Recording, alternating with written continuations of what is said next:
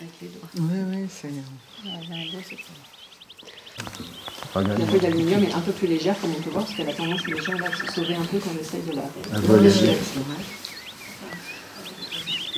Oui, il y a quand même quelques papilles à manger. C'est pas la digestion. Ouais. C'est pas le milieu, c'est pas bien dur, ça. Pour moi, ça serait plus léger. Michel, non? Alors l'avantage de mettre un fond beige, c'est que si jamais il y a des micro-trous, on les voit pas. Ouais. Alors que quand c'était orangé... Voilà, ou alors si je choisis une couleur vive, bah, c'est que je veux qu'on le voit. Voilà. Là, le vert, c'est le vert, voilà. Après, donc là, tout est collé, là. Quasiment, oui. Après, il va y avoir quelques trous, et puis du coup, ce que j'ai détaché, ça me permet de finir l'eau. Ah oui, d'accord.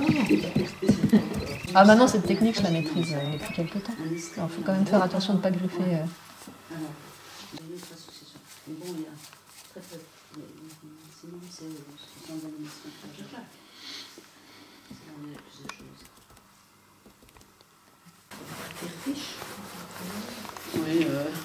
Là, il y aura encore. Alors, je vais d'abord enlever tout ce qui dépasse le trou. Des plis très marqués sur les papiers, le cuir, et ces matériaux qui ont besoin, quand on veut les plier, d'avoir un outil qui ne griffe pas, mais qui marche. Voilà.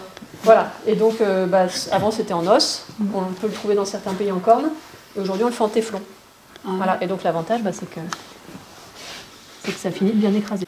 En faisant des petits cercles, parce que si je fais comme ça, même si ça ne serait pas ne pas griffer, on reste sur des feuilles de métal qui sont plus fines que du papier ou du cuir.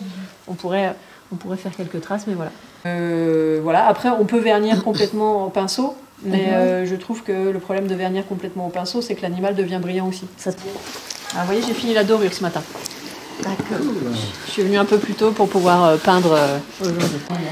Donc là, j'ai mis un petit linge microfibre, voilà.